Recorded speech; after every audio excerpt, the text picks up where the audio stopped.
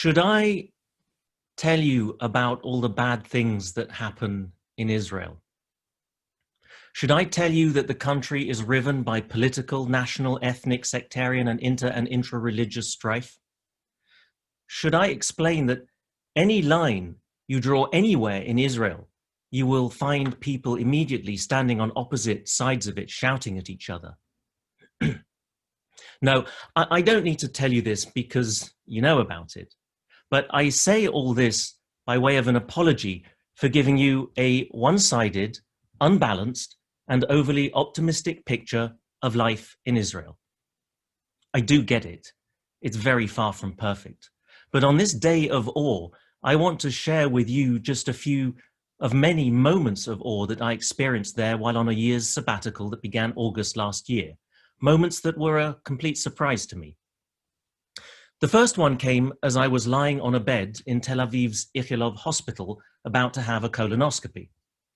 And as the nurse inserted the IV into my arm, I listened to him chatting with another nurse, and feeling a little lightheaded from the bowel prep, I said to them in English, because I don't speak Hebrew, I said, "You're both speaking Arabic."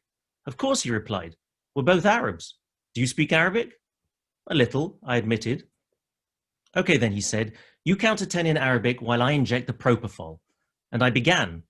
Wahid, itnain, thalata, asleep. "You have an Egyptian accent," said the nurse when I woke up. "Where are you from?"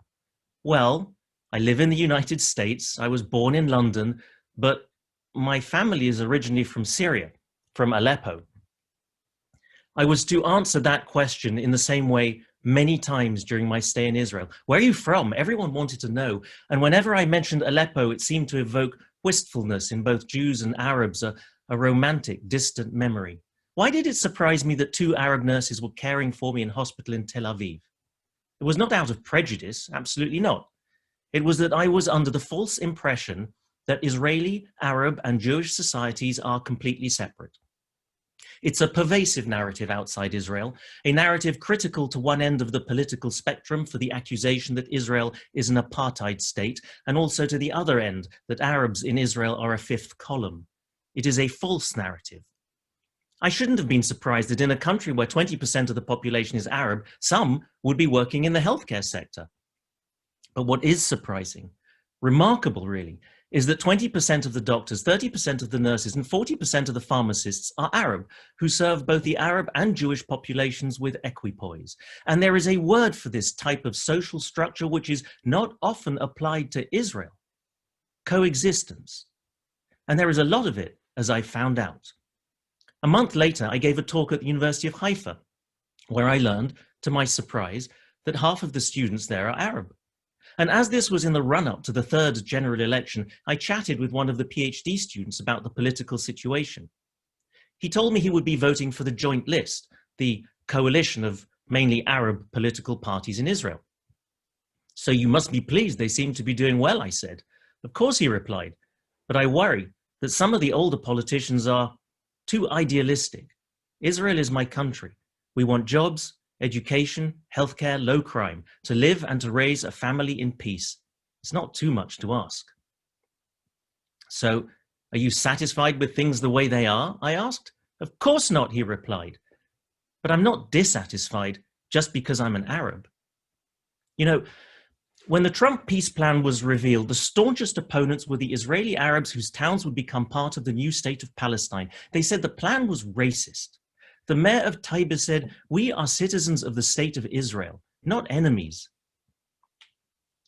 As the winter rains withdrew and the warm spring air blew into Israel, a deadly plague came with it that changed everything for us and for the world. Our planned trips across the country were replaced by walks around the block. Eventually, as we emerged from lockdown months later, it was almost time for us to return to the US. On one of our last weekends in Israel, we visited the Golan Heights. We hiked in the Banyas National Park and stayed in an Airbnb in Majd al-Shams, a Druze village. That evening, we went to the Green Apple Irish pub, as you do, and the young manager greeted us warmly. "Where are you from, my friend?" he asked. "Well," I live in the United States, but I was born in London. Ah, he said, so your family is English? Well, no. Actually, my family is originally from Syria. And he laughed loudly and said, my family is also originally from Syria. He drew closer. Listen, the young people here, we look to Israel for our future. I know how things are in Syria. I understand it. It's a disaster. But explain to me, what is going on in America with this George Floyd and the protests and the shootings and the masks? It's like a madness. We look to America for inspiration, for leadership. What is happening? I was lost for words. But in that moment, I thought of all of you, of my community, of my friends, my family, of the people I work with. And I thought of the 2 other families we met on our hike in Banyas. As we walked, we chatted with them about where we were from, what we did, our aging parents, our growing kids. And when we reached the waterfall, we marveled at this awesome creation. Wow, we all yelled over the roar. Wow, wow, wow. A Muslim Arab family, a Druze family, and a family of Jews on sabbatical from America, all watching the water crashing down and smiling at each other and thinking exactly the same thing. A question is posed in the Psalms. When I gaze at your heavens, your handiwork, O God, what are mortals that you should care for them?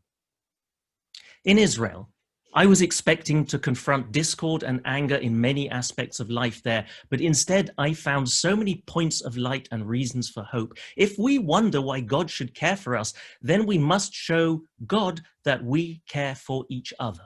And we do. Time and time again, it is we, with our capacity to love, that give meaning to this unpredictable and indifferent universe. I know this has been a horrible year, and we feel distraught from the growing death toll, unnerved and beaten down by breathtaking stupidity, corruption, and cruelty across society. But this is also a year when scientists across the world have come together to accomplish something almost unimaginable. This is a year when the spotlight on social injustice is so intense that people are running to take action. A year when the Methodist Church is considering support for same-sex marriage. Imagine that.